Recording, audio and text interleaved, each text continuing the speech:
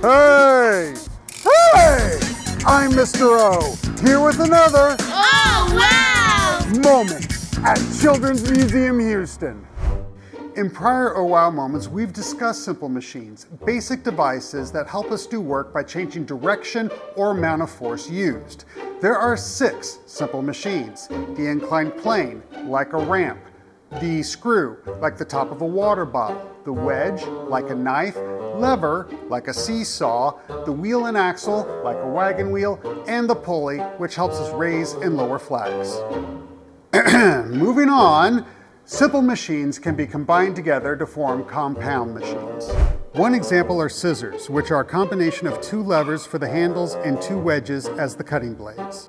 Another example is a candy machine. The handle is the lever, the chute is an inclined plane, a screw holds the hopper on, and the dispensing wheel is a wheel and axle.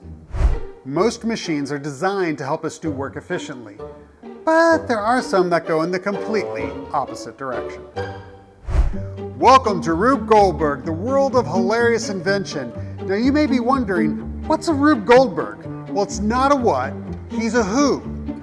Rube Goldberg was an American Pulitzer Prize winning cartoonist. He drew about 50,000 cartoons in his lifetime, and most of his best known work involved machines.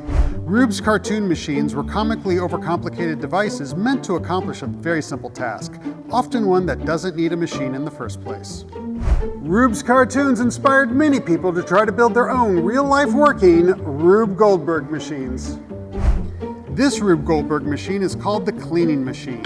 As you can see, there's a lot going on, so let's focus on the simple machines that make it up. To start, the boxing glove pushes the ball up an inclined plane. That ball rolls off and hits a lever that causes a second lever to swing, pulling the cable through the pulley, which yanks back the rug. The lever that yanks the rug also knocks the second ball free so it can roll down this inclined plane. The ball rolls off the inclined plane into a cup attached to a lever. That lever releases the broom, which is also a lever, to sweep dirt under the rug, where it belongs, at least the way I clean. There was another lever attached to the broom element that knocks a third ball free to roll down a short inclined plane. The ball hits one more lever that releases the flag, which, you guessed it, is also a lever.